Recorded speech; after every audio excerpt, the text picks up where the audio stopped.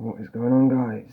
So, I'm going to talk about a YouTuber, Dr. Todd Grande, I'm not sure how to pronounce his name. But basically, from his YouTube description, he says that he discusses mental health, human behavior, relationship dynamics, psychopathology, personality theory, true crime research, statistics. And it says he's a counselor has a PhD in counselor education and supervision. He's a licensed professional counselor of mental health and something else. Okay. So what does he do then? So he talks about basically the mental health and personality factors of different murderers and serial killers mainly, right? But also he'll talk about different celebrities. For example, Michael Jackson, is he a pedophile? That was one of his videos I saw. That's quite interesting. Also, different media personalities like Dr. Phil. I saw him do a video on him.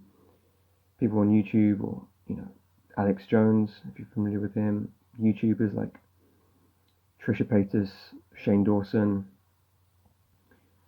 And he'll use the DSM when discussing their personality, but also the 5-factor model. I think that's the same as the Big Five. I'm not 100% on that. So, what is his personality type?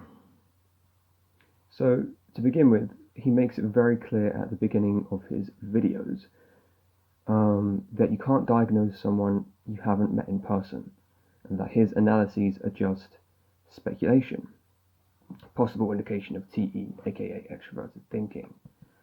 Then he will go into the case, like for example a murder, and you'll see him give a lot of background information, okay?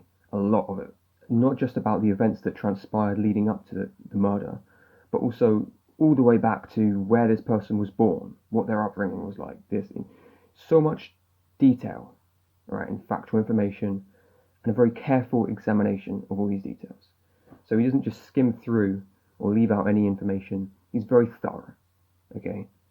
To me, I think that's an indication of SI, introverted sensing. Generally, with the introverted functions, they're more about depth.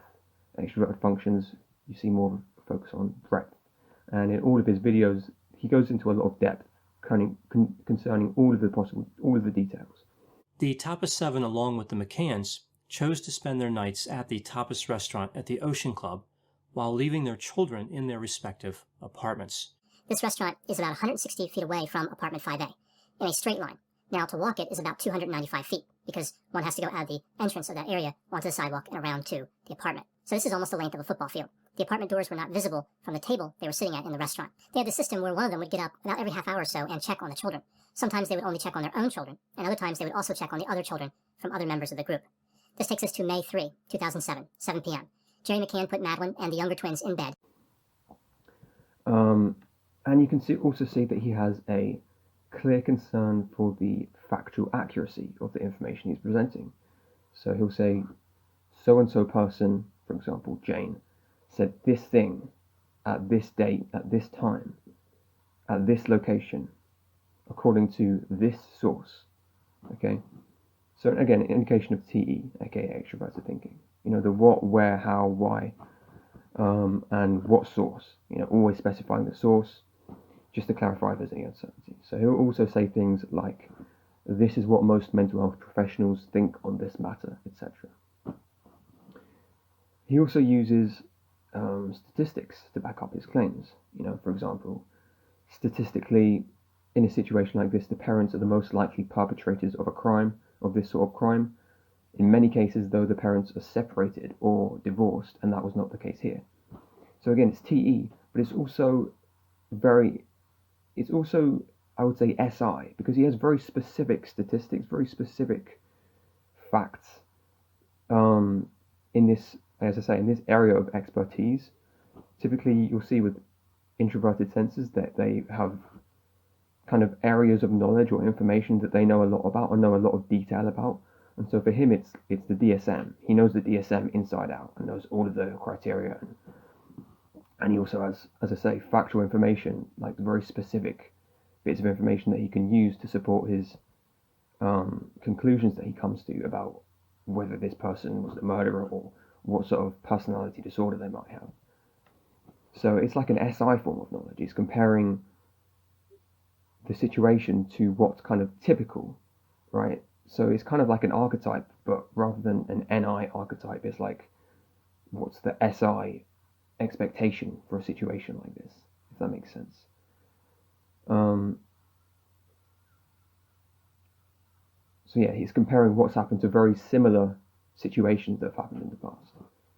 So which is what SI does, right? SI compares the present to something that happens that was very similar to that previously. And you also see that he has a very clear preference for sticking with all of the known information, right? If you compare sensing to intuition, sensors mainly focus on what is all the available information in front of me, right? And so they'll gather a lot of information and extrapolate from that a little bit. Meanwhile, intuitives will gather a little bit of information and they'll kind of extrapolate a lot. You see him doing the former, okay? He does extrapolate a little bit. You do see some intuition, as with everyone, but he's mainly focusing on the known information, right? He doesn't speculate that much. And when he does speculate, you say, well, this is the possible reason this person could have. He'll generally give a lot of evidence, a lot of reasons to support his claims. And in that sense, you could say he's very kind of sensible and very kind of grounded, realistic, right? And so yeah, he'll go over any personality disorders that these people might have by comparing their behavior to the DSM, and you'll see that he's very kind of just methodical, detached in the way that he does this. But things are not always clear. People don't always neatly fall into a category, or you might see different disagreement about what how to interpret a certain thing. So for example, some people might say this person had borderline personality disorder. Another person might say this person had antisocial personality disorder. And so when there's a lack of clarity, when it's not clear, you will see him go into TI, introverted thinking, and you'll see him kind of give his own interpretation. Well, this is how I interpreted this thing to mean. And you'll see that he'll go into more depth, right? You'll see more elaboration, rather than these kind of reductive just boxes. Like he will go into more depth. So yeah, to conclude, I think he's an ISTJ. I think that makes the most sense. SI and TE are the things that I see the most in him. Interestingly, he actually has a video on MBTI, and he says that he thinks he's an INTP, which, as I say, for the reasons given, I disagree with.